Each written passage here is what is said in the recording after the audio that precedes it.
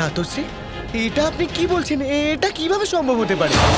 দাদা, আপনি তো নিজে ওনাকে নিয়ে এসেছিলেন। ভুল করেছি আমি, খুব বড় মূর্খামি করেছি যে একজন শত্রুকে নিজের গুরু বানিয়ে নিজের ঘরে নিয়ে এসেছি আমি।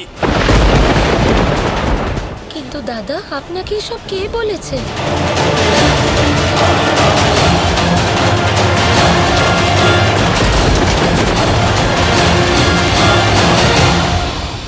এই দ্বারকাদ্রোহী বলেছে।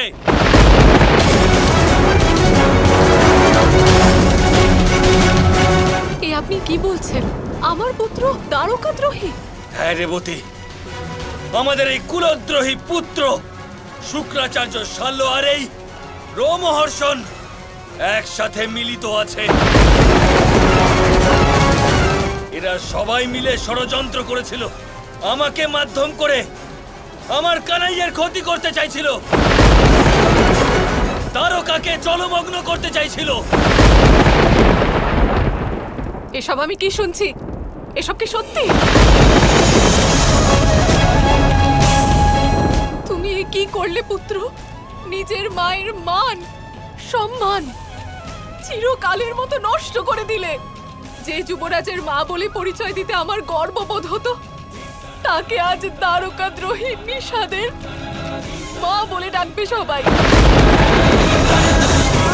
এর বদলে তুমি আমায় প্রাণী মেরে ফেলতে পারতে। আমাকে ক্ষমা করে দিন মা। মা বলে ডাকবে না আমায়। রেবতী বৌদি, তুমি একজন দ্বারকাদ্রোহী।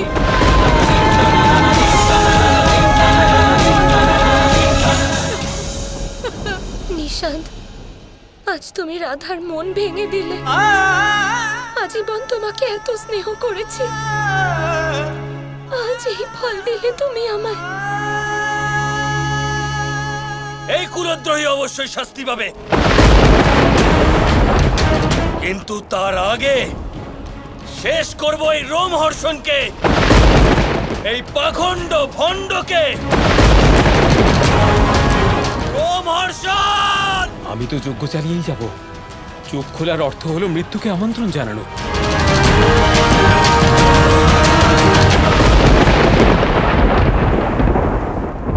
এটা তুমি কি করছো কানাই? সরে যাও আমার সামনে থেকে, আমাকে এই রোমহর্ষণকে শেষ করতে দাও। না দাদা, যজ্ঞ শুরু হয়ে গেছে। এবার আপনি রোমহর্ষণকে আক্রমণ করতে পারবেন না যতক্ষণ না এই যজ্ঞ সমাপ্ত হচ্ছে। কানাইয়া বহুরূপী ভণ্ড, ওর যজ্ঞের কোনো মূল্য নেই। মূল্য আছে দাদা। দেখতে গেলে রোমহর্ষণ কিন্তু পূর্ণরূপে পাখণ্ডী নয়। ওর কাছে বেদ জ্ঞান আছে, অর্থাৎ ওর যজ্ঞ করার অধিকার আছে। যতক্ষণ না এই যজ্ঞ সমাপ্ত হচ্ছে আপনি ওকে কিছুই করতে পারবেন না।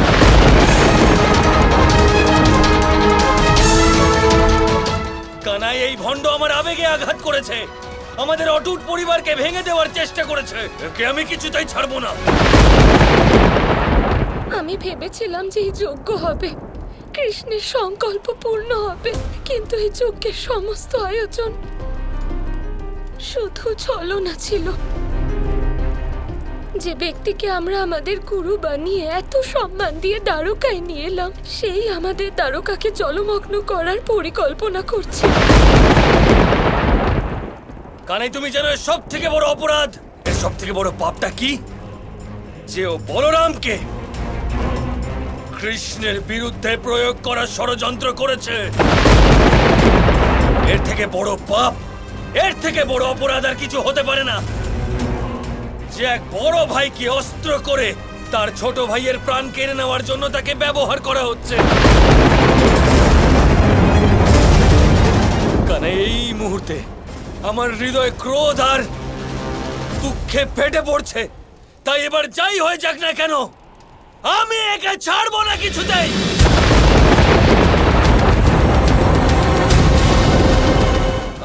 দাদা, যে ব্যক্তি পুজোর বেদিতে বসে পড়েন তিনি বেদব্যাসের সমান হয়ে থাকেন। যাই হোক না কেন, পুজো সমাপ্ত না হওয়া পর্যন্ত রোমহর্ষণকে শেষ করার ভাবনাও যদি আপনার মনে এসে থাকে, তাহলে সেটাও আপনার পক্ষে ঘাতক হতে পারে। আমি আপনার মনের কথা বুঝতে পারছি, কিন্তু এই মুহূর্তে আপনি বিরত থাকুন। কানাই, আমি তোমায় আজ পর্যন্ত কখনো কাউকে কর্মফল দেওয়া থেকে বাধা দিইনি। সেজন্য আজ তুমিও আমাকে বাধা দেবে না।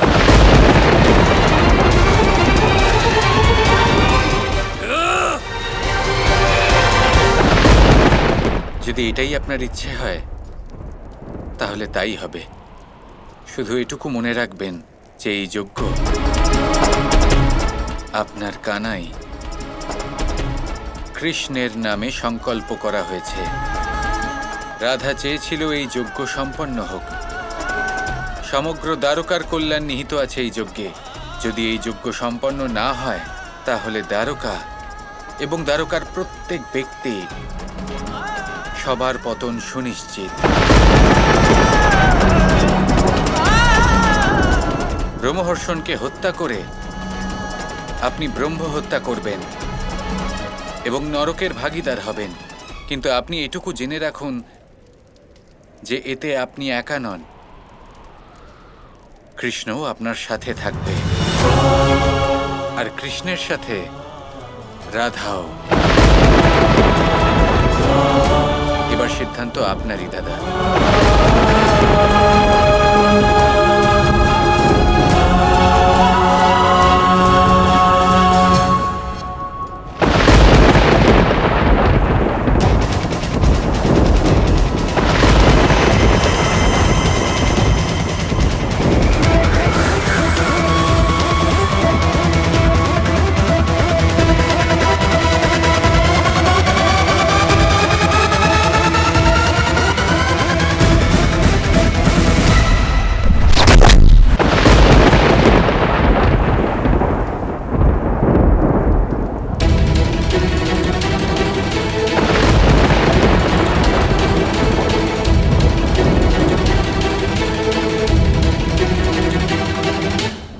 যদি আমার কোনো কর্মের জন্য আমার রাধা কৃষ্ণকে এক মুহূর্তের জন্য কষ্ট সহ্য করতে হয়, তাহলে এমন কর্ম আমি করতেই পারবো না।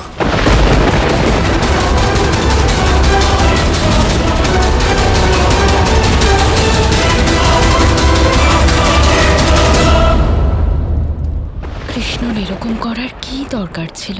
রাধা। রাধা? হ্যাঁ গো, মনে করে দেখো, দেবী রাধাই তো বলেছিলেন যে যজ্ঞ স্বয়ং শ্রীকৃষ্ণের নামে সংকল্প করা হয়েছে তা যেন কখনো অপূর্ণ না থাকে। দেবী রাধার সেই ইচ্ছে পূরণ করার জন্যই শ্রীকৃষ্ণ এই যজ্ঞ পূর্ণ করছেন। হ্যাঁ মহাদেব, ঠিক বলেছেন আপনি। এই যজ্ঞ শ্রীকৃষ্ণের অসীম উদার মানসিকতার পরিচয় দেয়। রোমহর্ষণের মনে কি আছে তা জানা সত্ত্বেও উনি ওকে পূর্ণ অর্জনের সুযোগ দিচ্ছেন। রোমহর্ষণের বেদের অসীম জ্ঞান, আর এই যজ্ঞ দ্বারা শ্রীকৃষ্ণ রোমহর্ষণকে তার অসীম জ্ঞান ব্যবহার করার একটি সুযোগ দিতে চাইছেন, যাতে সে নিজেও কিছুটা পুণ্য অর্জন করতে পারে। এমনই হলেন আমার আরাধ্য। যদি কেউ ওনার প্রতি দেশপূর্ণ আচরণ করেন, উনি তার উত্তর করুণার দ্বারা দেন। যখন কেউ ওনাকে ক্রোধ দেখান, উনি প্রেম প্রদান করেন। সেই জন্য দেবী রাধার জন্য, সমগ্র দ্বারকার জন্য এবং নিজের দাদা বলরামের জন্য শ্রীকৃষ্ণ এই যজ্ঞ সম্পন্ন হতে দিচ্ছেন। ভ্রাতা কত ভেবে চিন্তে প্রতিটি কাজ করেন, কত আবেগপ্রবণ উনি।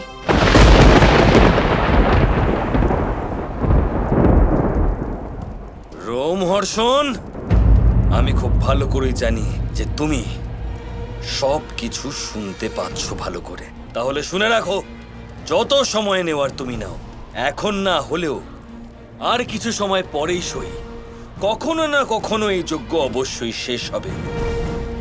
আর যে মুহূর্তে যজ্ঞে অন্তিম আহুতি দেওয়া হবে, সেই মুহূর্তে তুমিও শ্বাস ত্যাগ করে তোমার প্রাণের অন্তিম আহুতি দিয়ে ফেলবে।